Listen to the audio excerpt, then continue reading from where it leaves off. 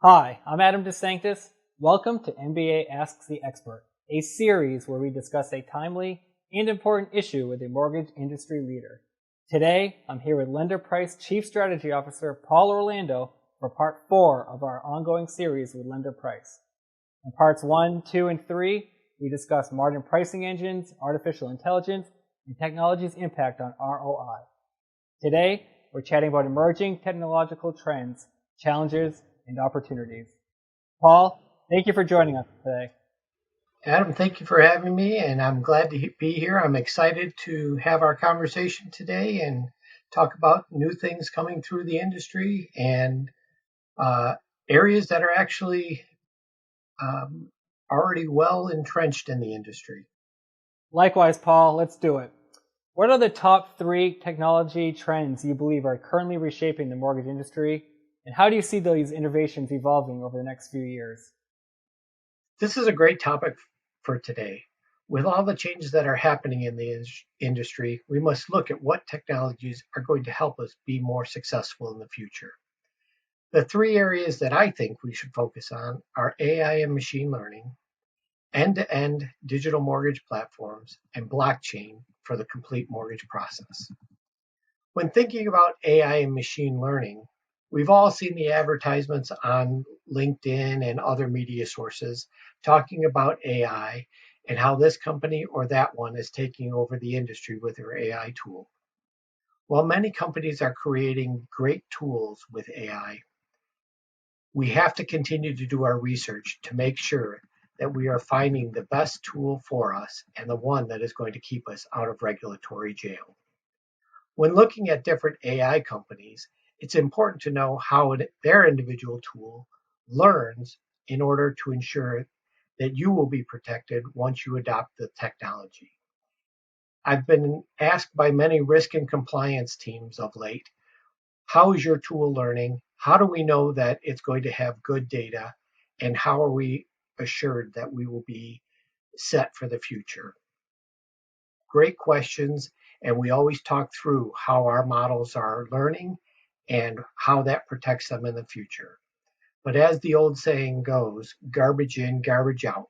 Once a tool starts learning bad behaviors, it's difficult to stop it and rely on the information. At LenderPrice, we are using closed models that learn off of our client-specific data.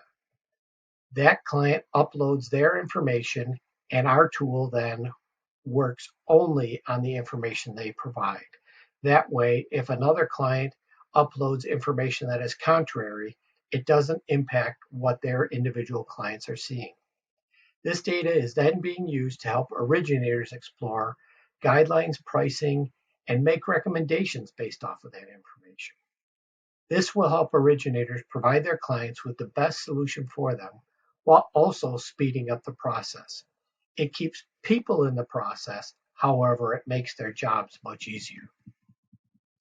The end-to-end digital mortgage platform is another area that is heavily being invested in.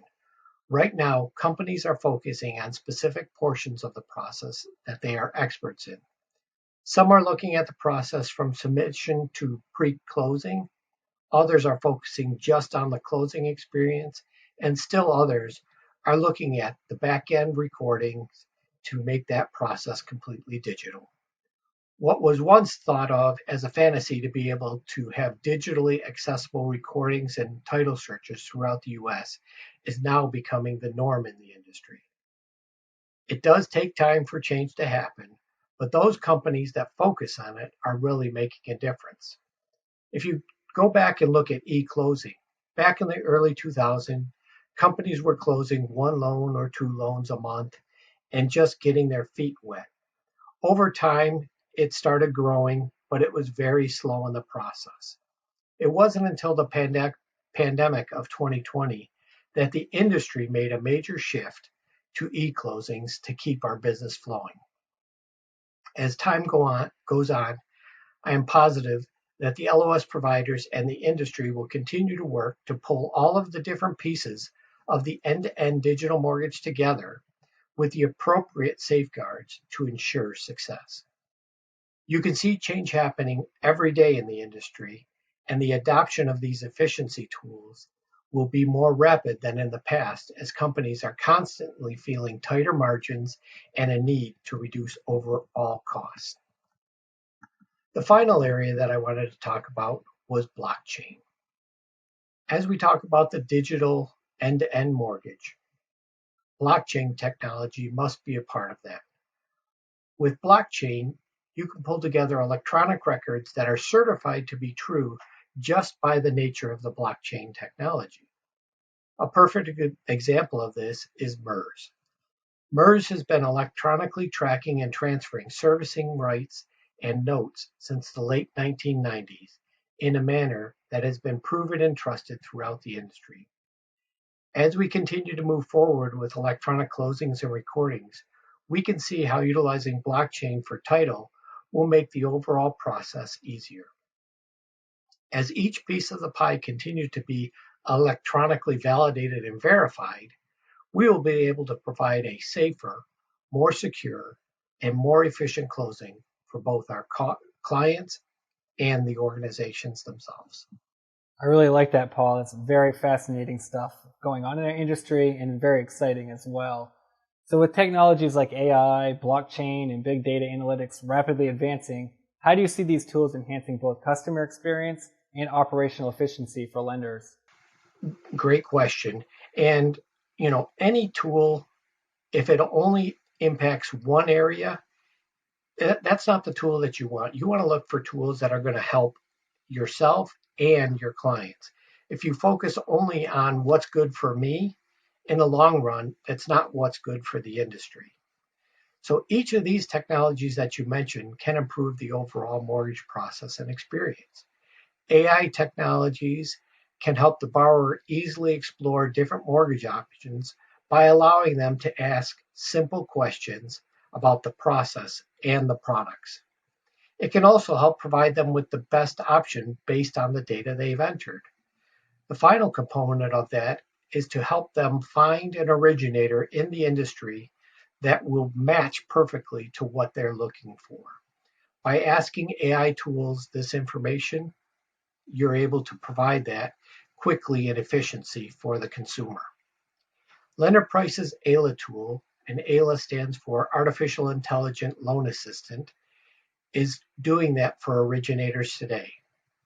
However, in the future, I see that being able to move that to the front end where we can put that on our consumer-facing mini pricers.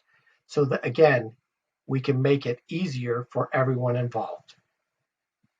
As more blockchain applications hit the market, this will help eliminate the need for clients to provide paper documentation to verify different aspects of the mortgage. While not blockchain technology, the use of electronic integrations to verify assets and income has made a huge impact on the documentation needs of borrowers. This electronic verification will also reduce the amount of fraud in the market since the data is coming directly from the source. When a borrower is uploading a paper document to your portal, you still run the risk that someone has altered that document and therefore you've interjected fraud into the market. Blockchain provides reduced costs to the client and the organization, efficiency in the processing of the loan, and overall safety in the process for both the client and the organization. Reducing fraud is an important factor because as fraud cases increase, that increases the overall cost to everyone in the mortgage process. Big data analytics is something that has grown over the last 10 to 15 years. You're seeing a lot more articles about that.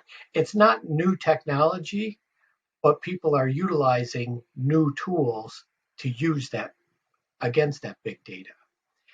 I think as organizations continue to look at this very valuable asset that they have, they will be able to use it to identify ways of improving the process and the services that they provide to clients. Important areas to focus on, in my opinion, would be breaking down the time it takes a loan to move through each step of the process to identify areas in your system that you should look for process improvement. You can also use it to identify trends in your servicing book to predict potential borrowers that will have issues and the overall health of the portfolio. By tying market movement to payment history, companies can identify potential clients who might be at risk and can reach out to them proactively for help. A lot more effort has been placed on this since the 2008 meltdown. When you think about it, it's much cheaper for you to work with a client before they get into trouble than once they're in loss mitigation. Once a client is in loss mitigation, the cost to service that loan goes up substantially, and that increases costs for everyone. And also, it creates a lot of stress on the borrower. So if you can reach out to them ahead of time, you're going to provide an overall better experience. When markets are improving, as they are today, you can use your data to quickly target clients who could take advantage of the lower interest rate. At Lender Price, we have a tool that we call the Bulk API. With this tool, our clients are able to upload their entire servicing book to us each night, and we run that against our pricing engine to tell them what the current price would be on that loan. They're then taking that information, feeding it back into their servicing system, and building marketing campaigns off of that. They're now reaching out and letting their clients know proactively, hey, you would be eligible for a refinance, and here's an estimate of what your new rate payment would be. When clients call into their help centers and they are asking questions about the servicing of their loan, that data is available to them as well, and they can say, let me tell you how I can help you now that I've gotten through the questions that you've asked. Again, overall, we're looking for ways to improve the entire mortgage experience so that both borrowers and lenders are able to save money and provide great experiences. Yeah, of course, any technology that improves efficiency and overall customer experience is a positive, but I'm sure there are some challenges. What are some of those, and what recommendations do you have to ensure a smooth adoption and transition? When I was thinking about this question, there were many different aspects of it, both from a technical and business perspective. But I think the overarching topic is change management. By having good change management, both on the technical and business side, you're going to have a smooth transition with anything that you're implementing. Teams do a really good job researching products that they're looking at and securing the best deal. But oftentimes, they jump right in and start working on the technical aspects of the integration without looking at how they're really going to implement this new system or feature and how they're going to get adoption across the company. Planning and implementation from end to end is what will, one, ensure the project stays on track, two, meets the overall goals that were established when the purchase was made, and three, ensures adoption across the entire company. Throughout my career, I've seen many projects that have been successful because they took all three of these things into consideration.